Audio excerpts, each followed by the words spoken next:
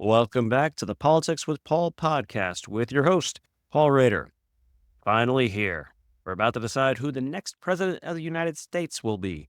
In this corner, we have Democrat Kamala Harris, who could become the first female president in U.S. history. And in this corner, we have Republican Donald Trump, who can become the second president to have served non-consecutive terms in office, the first one being Grover Cleveland in the late 19th century.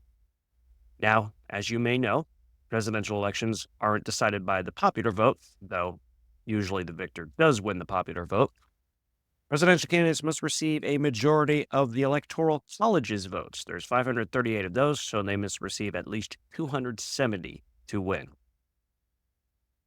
If no one gets that majority, then we go to what's called a contingent election, and we'll talk a bit about a potential contingent election this year, and then what the most competitive states are for president, as well as the ones that are not going to be competitive.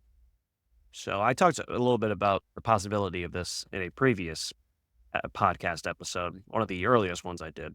But a contingent election is what happens when neither presidential candidate wins a majority of the Electoral College.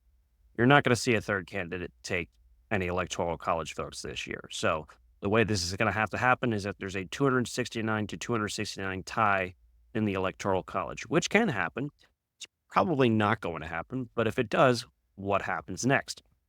So it goes to the U.S. House, but it's not the individual representatives in the U.S. House that decide. It's each state's delegation, and each state delegation gets one vote. And also, it's not the current state delegations, it's the newly elected state delegations that get to decide. Congress gets inaugurated before the president, so there will be plenty of time for them to mull over how to vote for president. And whoever wins a majority of those state delegations' votes wins the presidency. They win the whole shebang that way. So you're California and all their electors, you all count for one vote, whichever way the majority of that delegation decides to vote, that's the one vote for them.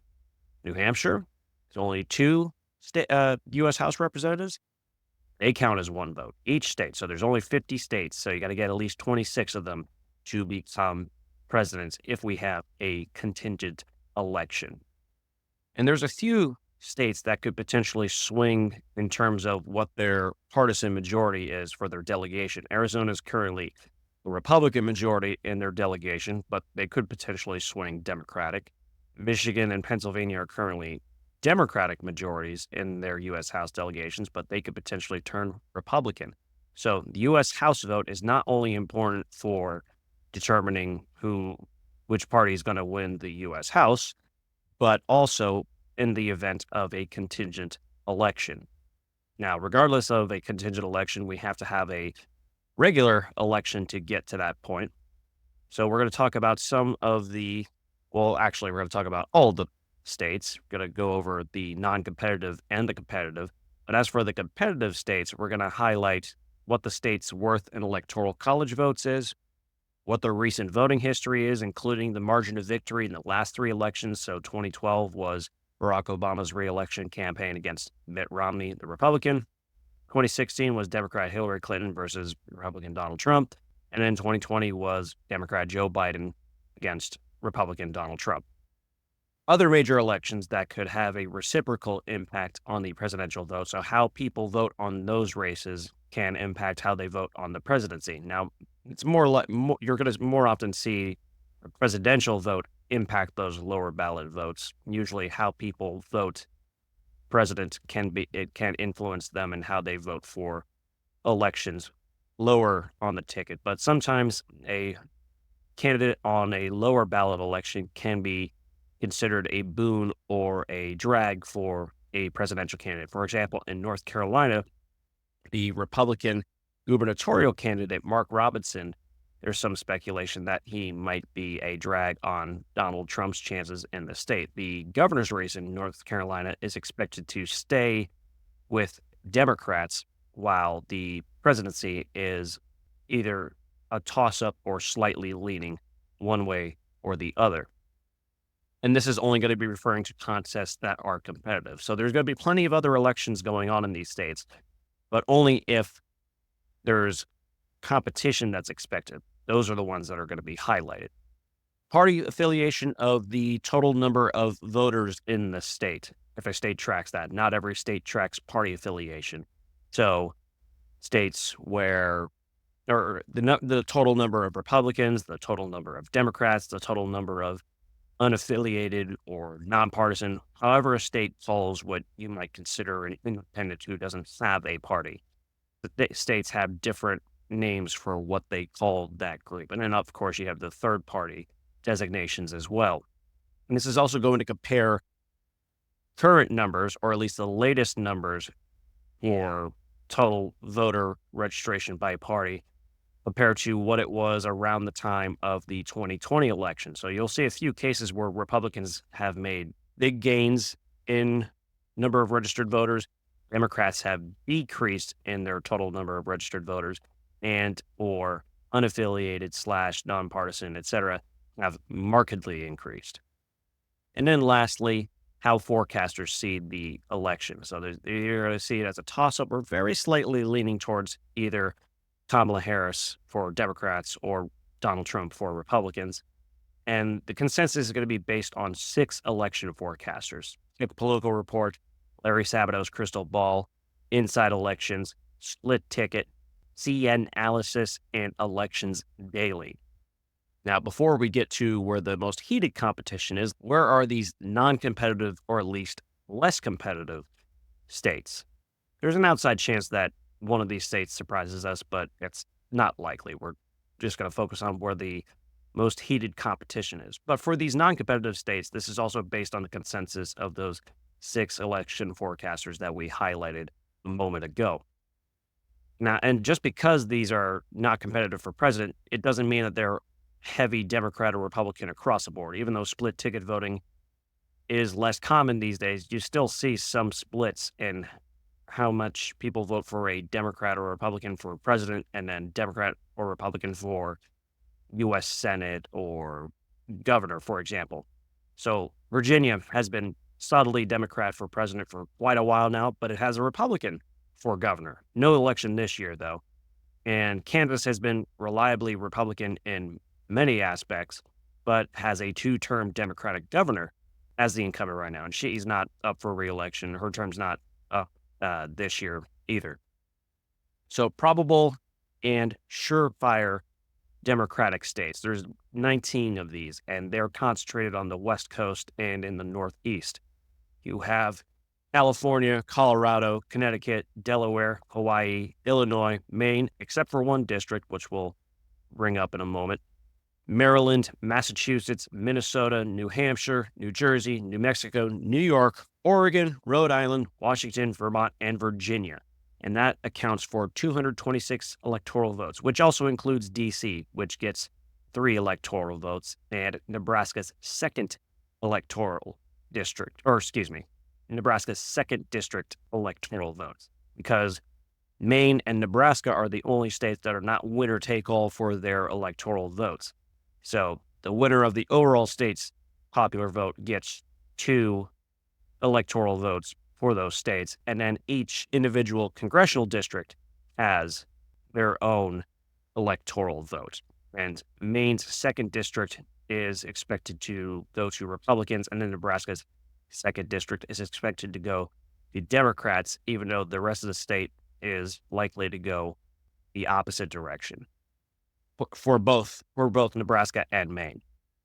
And then probable and surefire Republican states, there's 24 of these, and they're concentrated in the Midwest and the South. There's Alabama, Alaska, Arkansas, Florida, Idaho, Indiana, Kansas, Kentucky, Louisiana, Montana, Mississippi, Missouri, Montana, Nebraska, again, except for one of those districts, North Dakota, Ohio, Oklahoma, South Carolina, South Dakota, Tennessee, Texas, Utah, West Virginia, and Wyoming. And those account for 219 electoral votes, which is including Maine's 2nd district electoral vote. Now, on to the meat of this episode. Where are the most competitive states? So we have 7 of these: Arizona, Georgia, Michigan, Nevada, depending on how you say it, North Carolina, Pennsylvania, and Wisconsin. And those account for 93 electoral votes. And the consensus is not necessarily that all these forecasters say they're a toss up. There might be one or two that give a slight edge to either Kamala Harris or Donald Trump, while the other ones say it's a toss up. But this is where the consensus is on the most heated competition. First up is Arizona, which is 11 electoral votes. This is one of the 5 states that voted for Trump in 2016, but then flipped to Biden in 2020. Before 2020, it voted Republican for 5 straight elections. And the margin of victory in those last 3 elections, in 2012, Republican Mitt Romney won by 9.1 points. 2016, Republican Donald Trump won by 3.6 points. And then in 2020, Democrat Joe Biden flipped it and won by 0.3 points. It was a very tight contest 4 years ago. Other major elections that are occurring in this state that could have a reciprocal impact on this presidency. The U.S. Senate race there is expected to be very competitive and could determine if Republicans take that chamber as they're expected to. Kerry Lake the Republican is going up against Democrat Ruben Gallego, and Kerry Lake has very much tied herself at the hip to Donald Trump. Maybe not as much as in her 2022 governor race against Katie Hobbs, who went on to win the governorship. But you probably won't see a whole lot of difference in how people vote party-wise for U.S. Senate versus presidency here, just because of how much Kerry Lake and Donald Trump have tied themselves to each other. But I mean, it's still possible to see a Democrat win one of those votes and then a Republican win the other vote. We'll have to see. But as for voter registration statistics, so in the 2020 presidential election, there was about 1.51 million Republicans, 1.37 million Democrats, 1.36 million other, as Arizona's label for what you would consider an independent, and there were 38K libertarians. 2024 latest numbers, as of October 2024, 1.56 million Republicans, 1.26 million Democrats, 1.47 million other, and 68,000 people that are, and that's combining libertarian, no labels, and Green Party designations. So the net change there is you see about 50,000 more Republicans, 110,000 fewer Democrats, and 110,000 more other. So even though it is still expected to be a very competitive contest, the voter registration numbers are very good news for Republicans in their quest to try to take the state back for the Electoral College. And most of our aforementioned forecasters have called it a toss-up, but CNN analysis on split ticket give a slight edge to Donald Trump, probably helped by those voter registration numbers. Now we move on to Georgia, which is worth 16 Electoral College votes. Generally, Georgia's a pretty red state, but it had a tight contest for president in 2020, and it's one of the 5 states that voted for Trump in 2016, but flipped to Biden in 2020. Prior to Joe Biden's win, it voted Republican for 6 straight elections for president, 1996 to 2016. And the margin of victory in the last 3 elections for Georgia was, in 2012, Republican Mitt Romney won by 7.8 points. 2016, Republican Donald Trump won by 5.1 points. And then in 2020, Democrat Joe Biden won by 0.2 points. So it was a pretty big swing from 2016 to 2020 there. Now, like I said, it's generally a pretty red state, so there's no other competitive federal elections this year, and state legislative control is very likely to stay Republican. Not to say that there won't be some seats that are expected to be competitive in there, but the chamber as a whole is expected to be pretty solidly Republican, though Democrats may be able to shrink their majority in the House and or the Senate of Georgia. Now, Georgia does not register party affiliation of voters, so we can't look at those numbers, but it's safe to say if they did register that there would be more Republicans than Democrats. Maybe not necessarily a huge number more, but definitely more Republicans just based on the way that Georgia votes as a whole in elections. And the consensus here is that it's a toss up. All 6 election forecasters say this is a toss up. Who knows what's going to happen? Now we have Michigan. 15 electoral votes are at stake with this state. And it's one of those 5 states, again, that voted for Donald Trump in 2016, but flipped to Biden in 2020. The margins of victory in the last 3 elections for that state: in 2012, Democrat Barack Obama won by 9.5 points. 2016, Republican Donald Trump got a huge swing in the state and won by 0.2 points. And then in 2020, Democrat Joe Biden won by 2.8 points. And similar to Arizona, there is a lot of heated competition for a lot of different elections. So other major elections that are occurring in Michigan include a U.S. Senate seat that is held by Democrats but is quite vulnerable. The U.S. House also has a couple of vulnerable Democratic seats, and that could mean a partisan shift of the state's U.S. House delegation, which would have big implications if we were to have a contingent election. And then the state House control is up for grabs. It's a very, very tight race for control of the state House because there's 56 Democrats and 54 Republicans in that chamber right now. Michigan also does not register the party affiliation of voters, so we can't look into that. And now that one's a little bit tougher because that one probably would be actually more Democrats than there are Republicans, because generally speaking, Michigan has a little bit more of a blue leaning, not considerably so, but it does have a little bit more of a Democratic leaning in a lot of cases, but again, not by a huge number. But most of our aforementioned forecasters call it a toss-up, but CNN analysis and split ticket give a slight edge to Kamala Harris. Now we have Nevada, which is only worth 6 electoral votes, but that could mean the difference between who wins this race and who doesn't. Now, unlike the previous states we've had on our list, this one's voted Democrat pretty often in recent memory. It's voted Democrat in 4 straight elections, so since 2008.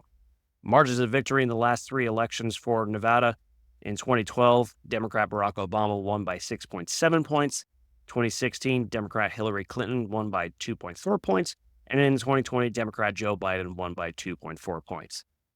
Other major elections occurring in the state that could have a reciprocal impact on the presidential vote is that there's a U.S. Senate race that is also tight there between Democrat Jackie Rosen and Republican Sam Brown. And then there might be a couple of competitive U.S. House districts that are probably still going to stay Democrat, but they're competitive enough that you might want to look out for them. Voter registration statistics: Nevada does track party affiliation of its voters. Around the time of the 2020 presidential election, there were 762,000 Democrats, 653,000 Republicans, 94,000 that are a part of a third party called the Independent American Party in Nevada. There were 503,000 that were nonpartisan, and then 48,000 that were libertarian and other. So other meaning something differently here as opposed to some other states. There's a actual nonpartisan label in Nevada. Now, fast forward to 2024. As of November 1st, 2024, there were 727,000 Democrats, 693,000 Republicans, 111,000 Independent American Party voters, 828K nonpartisan, and then 71,000 that were libertarian and other. So the net change here: there's about 40,000 fewer Democrats, 40,000 more Republicans, and then nonpartisan shot up exponentially. There's 325,000 more of those. And then there's 17,000 more of the Independent American Party voters. And most of our aforementioned forecasters here call it a toss-up, but Elections Daily actually gives a slight edge to Harris, which a lot of forecasters also see the U.S. Senate the same way, as slightly favoring the Democrat Jackie Rosen. North Carolina: 15 electoral votes are at stake here, and this state has voted Republican in 3 straight elections since 2012, although gubernatorial elections has actually voted Democrat the last 2 times. Margins of victory in the last 3 elections here: 2012, Republican Mitt Romney won by 2 points. 2016, Republican Donald Trump won by 3.6 points. And in 2020, Republican Donald Trump won by 1.3 points. Now, other major elections that we also have to consider here is that there's a governor's race that is expected to be kept by Democrats, although with a new candidate because Roy Cooper is not running for another term. But there's speculation that the controversy surrounding Republican Mark Robinson, which we talked about a little bit earlier, could possibly drag Trump down. It's still expected to be a reasonably competitive gubernatorial race, but still a little more likely to stay with Democrats. And then there's the U.S. House delegation. There is actually split evenly between Democrats and Republicans at 7 apiece. So just one of these seats changing parties could determine if control of the delegation goes to one of those parties. Right now, there's at least one of those is a vulnerable Democrat, Donald Davis.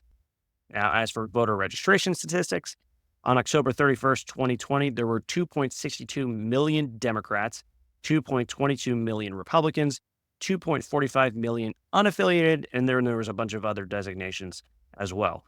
Fast forward to 2024, 2.45 million Democrats, 2.34 million Republicans, 2.95 million unaffiliated, and then again, a bunch of those other party designations, not a whole lot of those. So the net change here was 170,000 fewer Democrats, 120,000 more Republicans, and then about 500,000 more unaffiliated. Reflects that general trend of more and more people identifying as non-party affiliates or unaffiliates or some other synonym where they are just not of a party. And then most of our aforementioned forecasters call it a toss-up, but Elections Daily gives a slight edge to Donald Trump here. Pennsylvania. This one is worth 19 electoral votes, which is the most on this list of states that we're talking about as the most competitive for president. So also one of the 5 states that voted for Trump in 2016, but then flipped to Biden in 2020. And that 2016 election was actually an aberration because from 1992 to 2012, it voted Democrat for president. So the margins of victory in the last 3 elections here. In 2012, Democrat Barack Obama won by 5.4 points. 2016, Republican Donald Trump won by 0.7 points. 2020, Democrat Joe Biden won by 1.2 points. Other major elections occurring in the state. Just like with several of these other states on this list, there is a very tight race for U.S. Senate there where Democrats are vulnerable, Bob Casey being the incumbent there. The U.S. House in Pennsylvania has a couple vulnerable Democratic seats, which could mean a partisan shift of the state's U.S. House delegation, depending on how those elections go, where Susan Wild and Matt Cartwright are the incumbents. And the state House's control is up for grabs, too. It is about the thinnest it could be there. There's only one, it's 102 Democrats to 101 Republicans. So even just a net gain of 1 seat by Republicans will completely flip the party control of that state or the state's House. Voter registration statistics for the 2020 presidential election, right around the 2020 election, there were 4.18 million Democrats, 3.52 million Republicans, 1.3 million other/no affiliation. And that was lumped together in the report that I found where I got these numbers from. Now, moving on to 2024, as of October 28th, 2024, there were 3.99 million Democrats, 3.71 million Republicans, 1.11 million no affiliation, and then 347,000 other. So the net change here is there's 190,000 fewer Democrats, 470,000 more Republicans, probably more no affiliation voters now because of the general national trend and the increase overall of that no affiliation/other group. But 2020, I couldn't figure out exactly how many of those were no affiliation because the report did not separate them. But there's probably more of those no affiliation voters now than there were in 2020. And most of our aforementioned forecasters call it a toss-up, but CNN analysis gives a very slight edge to Kamala Harris. And finally, for the last state at our list, Wisconsin, Cheese Central. 10 electoral votes are up for grabs here. One of the 5 states that voted for Donald Trump in 2016, but flipped to Biden in 2020. That 2016 election, though, similarly to Pennsylvania, was an aberration because from 1988 to 2012 and in 2020, it voted Democrat for president. Margins of victory at the last three elections. Democrat Barack Obama in 2012 won by 6.9 points. 2016, Republican Donald Trump won a very tight race there with winning 0.7 points or winning by 0.7 points. And then in 2020, Democrat Joe Biden won by 0.6 points. So another one of those really tight contests in 2020. And then other major elections going on in Wisconsin. There was another tight U.S. Senate race in that state where it's currently held by a vulnerable Democrat. And then the U.S. House has one, maybe two competitive districts in the state. But even if both of those flipped, the delegation would still be majority Republican. So that one is probably going to vote the same way as it would already if there were to be a contingent election. And Wisconsin does not register voters by party affiliation, so we cannot look at that. But the consensus is a toss-up amongst all six election forecasters that we have highlighted. So who's going to win? I mean, it's anybody's game right now. Kamala Harris will probably at least win the popular vote because Donald Trump's already lost it twice and lost it by about 7.5 million, 6.5 million, one of those two. But he was not close in the popular vote in 2020, and he did not win it in 2016. So he's probably not going to win it in 2024. But of course, as always, the popular vote is not the ultimate determinant. It is the Electoral College vote, even though they both tend to go the same way, except for instances like 2016. And that's going to do it for today's episode. As always, thank you so much for listening. Now, I'm finally going to do another random question, which I wanted to save for the end of this series of episodes. So, random question is just going to be pretty straightforward. Who is your favorite musical artist / band? So you can give both a specific artist and a specific band. In fact, I'll do it as well. My favorite musical artist is Jerry Cantrell, who is one of the two vocalists for Alice in Chains. So, and that's my favorite band. And Jerry Cantrell actually just came out with his latest solo album a couple of weeks ago when this podcast airs, or a couple weeks before the presidential election, and absolutely filled with bangers, no fluff, phenomenal stuff. If you are a grunge fan or metal, rock, that sort of thing, this album is for you. So I am thoroughly pleased with that, and I wanted to go see him going solo on tour, but COVID, a couple of his traveling bandmates caught COVID, so they had to cancel that show.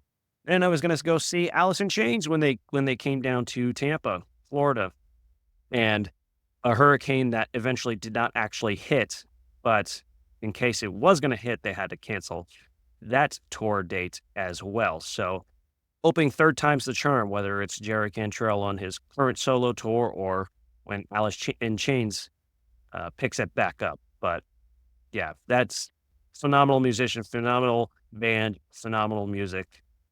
But let me know who your favorite musical artist and or band is in the comments below or on comments for social media. But again, thank you so much for listening. Show notes, have my Facebook and LinkedIn and Medium and all that good stuff. My email, also link to my book, Why Independents Rarely Win Elections and How They Could Become More Competitive. And with that, I'll talk to you next time. We'll see you on the other side of the presidential election. We'll go over what happened in the election, although the dust won't completely settle by the time the next podcast episode airs, but we'll at least talk about what we do know. So with that being said, thank you so much for listening. And until next time, take care.